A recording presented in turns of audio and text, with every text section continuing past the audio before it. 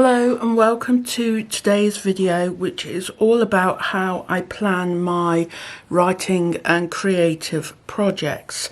So normally, and you may have seen this in various videos over the last few years, I would use a lemome journal, often a dotted or a gridded journal, and I would plan out what I would like to achieve for the quarter that's ahead of me, and then I divide what's in that quarter three big project ideas into smaller projects for the month ahead, and then I divide that into weeks, which is what I have done here, and then I divide the week into days. Basically what I'm doing is making everything smaller from the projects and make it into smaller tasks, and that is what I work on during the week. However, I've got probably three or four of these journals that I've been using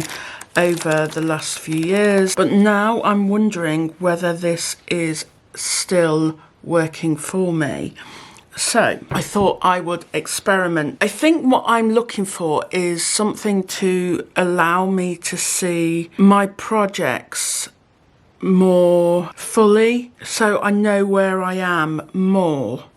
I find it very difficult to explain, but I was listening to Sacha Black, one of her podcasts, and she was talking about a new planner that she had just ordered. So this is it. It's called a planner pad. I could only find it on the American Amazon.com rather than Amazon.co.uk, and it actually runs from October 2021 to September 2022. And I think if you go on their site or if you go to their Amazon page, it can start at different times of the year. I thought I would open it on the camera and we will have a look at it. It basically promises that you will stay focused, stay organised and get more done. And it's the staying focused that I think I have the trouble with the most.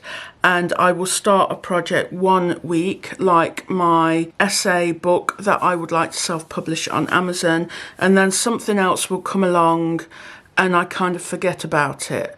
And so it's always there in my list of things to be done. And basically, I just want to get it done and get it out there, upload it to Amazon. And I'm thinking if I could see more clearly all the different steps that I need to take, I might be able to achieve it. Let's have a look inside. I've got myself some scissors and I am going to unwrap the planner.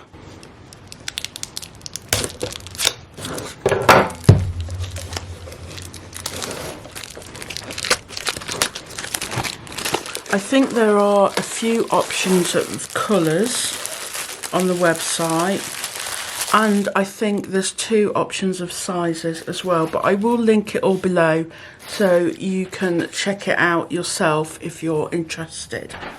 I have gone for this. I think it's a kind of grey green, and it's a ring binder, although the ring binding is kind of tucked away inside. This is A4. It says planner pad on the front, and you open it up.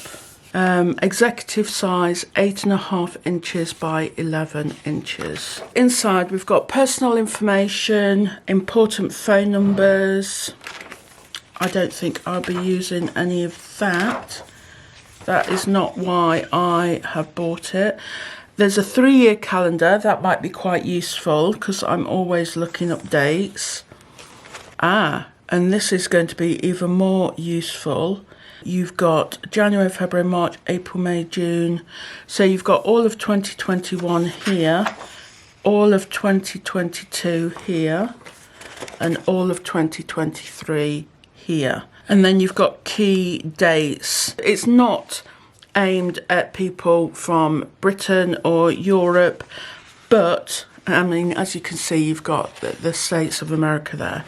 But again, that's not why I've bought it. I've bought it to try and give me some focus. Then here you have got all the days in October, which is now gone. It gives a week at a glance, and that's a week from Monday to Sunday. You have weekly lists of activities by categories, and then you have your daily things to do, and then you have appointments, and it's given you from the hours of 7 a.m.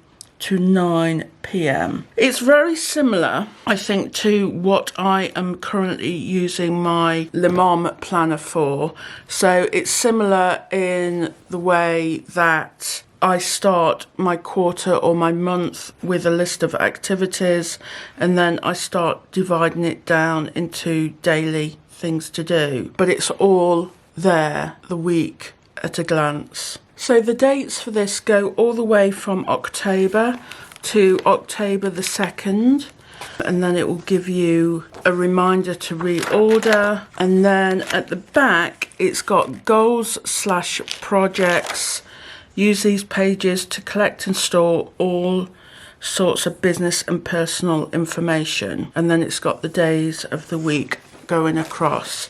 And then right at the back it's got the dates from 2020, 2021 and 2022. So that's pretty much it for what's inside.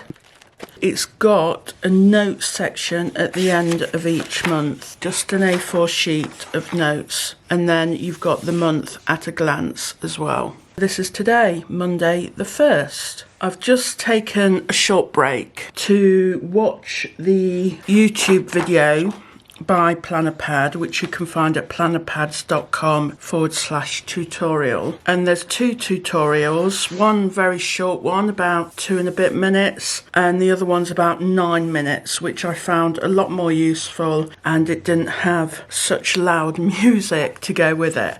So what they're basically saying is this bit here, your weekly lists of activities by categories, is your master list, and this is where you put down your ideas, your reminders and your things to do under specific categories going all the way along. So 1, 2, 3, 4, 5, 6, 7 categories. And then the daily things to do is where you prioritize your tasks, and that again is 7 columns for 7 days of the week. And then the appointments is where you give each task a specific time, so it's time blocking. Now with this master list, I've been thinking about this during the video and afterwards, and I think what I'm going to do, because what they were saying in the video is you can just put everything up here that you want to do on this particular date, which is November the 1st to the 7th, 2021. But if you haven't finished everything by the time you get to the next week,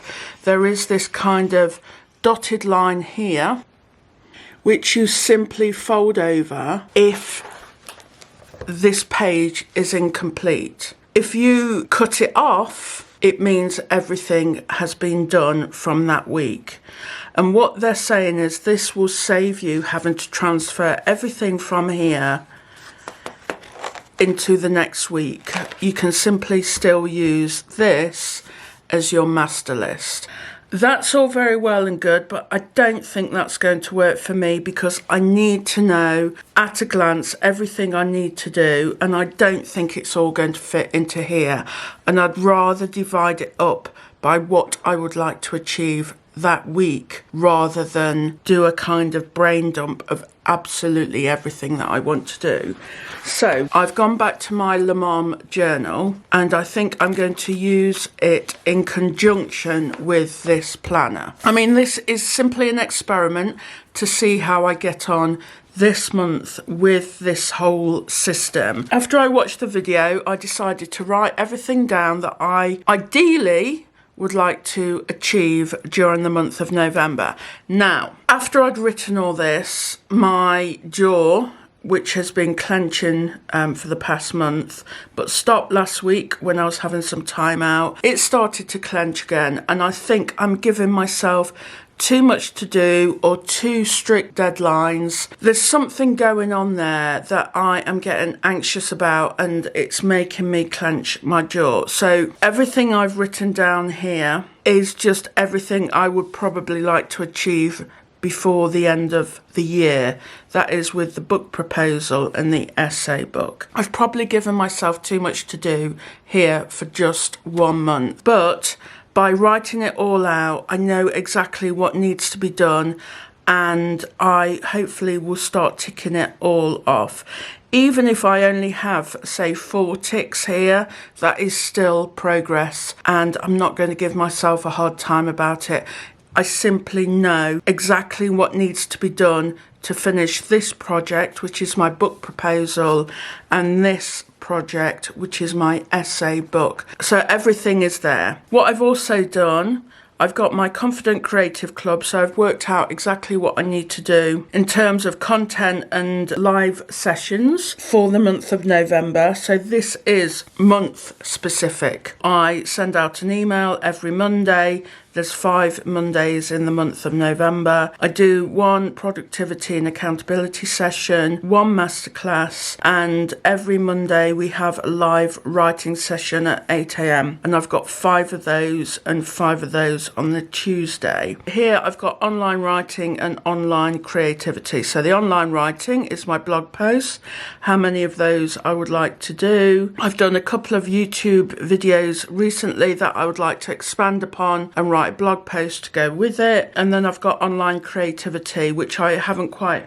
finished because I'm not too sure what I'm going to do as yet, but basically this means my YouTube videos, and you can see that the new planner is the one that I've written in, which is this video now. These are the main projects that I would like to work on this month. And what I'm going to do is transfer that in terms of what I would like to achieve this week. And then if I don't achieve it this week, I will simply transfer it to next week. So first of all, I'm going to work out what the categories are that are going over the top. And the first one is going to be the book proposal. Then my essay book. So they're my 2 big writing projects that I've got on the go. And then I have the club. Then we have online writing. And I've got a spare one there in case I think of something else. So remember, this is only what I would like to achieve this week from Monday to Sunday. And this is what I've got for the month that I'm going to transfer into what I think I could achieve in 1 week. Because of the teeth clenching and the headaches, I'm limiting how much I'm going to be doing this week. So for my book proposal, I've only given myself 1 thing to finish. If I can get that done, then I will feel great. Same with these 3 things for my essay book. The first 4 of the club tasks are all time related, so I will pop them in the appointments section down here. So I'm feeling that I can breathe a little bit now, because I was thinking I had loads to do this week, but I've actually given myself a small amount of work to do. So now let's work out what I am planning on doing this Monday.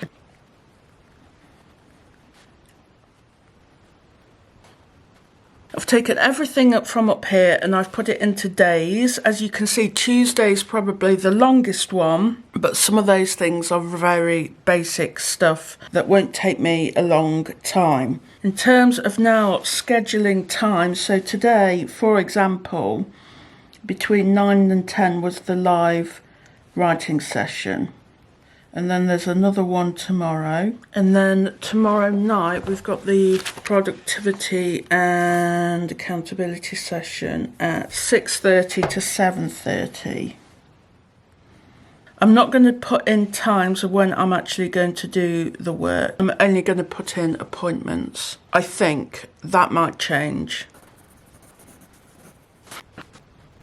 I think I'm done for my weekly planning. I was just checking to see what the bleed through was with my pen, and there is a little bit. You can see it a little bit here and down there. So what I will also do here is fill in when I'm going to be doing certain things. I think that is how my week looks in terms of what I would like to achieve. They call this a funnel system with the planner pad people, and this funnels into this, which funnels into this, and they reckon that your productivity will massively increase by using it. So I'm going to do it for the month at least and give it a go, see how I get on. I will report back next month and show you my filled in pages. I'll see if it makes me feel less anxious, more productive, but not with added stress. Thank you very much for watching. I hope you enjoyed this little insight into my planning for my writing and creative projects, and I will see you again next time. Bye for now.